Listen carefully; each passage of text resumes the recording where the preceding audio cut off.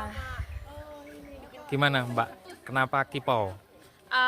karena Kipo itu seperti saya sudah bilang tadi, sejarahnya kental, dan karena dari kerajaan Mataram Islam itu kewujudan Kipo itu sudah ada gitu, dan berarti itu mengsignifikasi kalau Kipo itu royal juga begitu, karena pernah dikasih ke raja-raja Mataram juga pada waktu itu juga.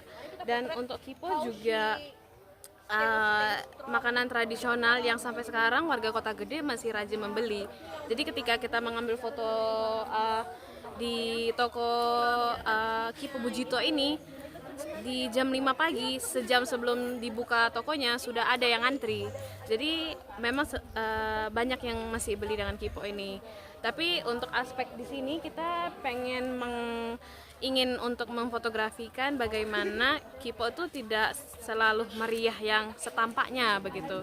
Dan kita mau menampakkan Ibu Istri Rahayu, Mbak yang ada di foto-fotonya, dia tidak selalu habis Kiponya yang pagi dia buat, tidak seperti yang di website-website di sosial media yang bilang, oh iya Kipo yang dibuat dari jam 2 pagi, jam 10 pagi sudah selesai. Tidak, bahkan Kipo Bujito ini sampai jam 6 sore masih ada Kiponya yang dari batch paginya itu. Jadi itu yang kita pengen itu menunjukkan. Dan juga loneliness-nya dia, ya, kesendiriannya ketika dia lagi sendiri dan nggak ada yang bisa menjaga tokonya, dan dia yang harus tetap berdiri di situ karena anaknya tiga cowok udah kuliah semua, dan anaknya yang terakhir juga udah posisi lagi kerja, jadi dia tidak ada yang bisa membantu. Selepas itu kita juga menanyakan bagaimana proses dia bisa menghandle, bisa mengatur anak-anaknya ketika dia bekerja di Kipo, di kios Kipo.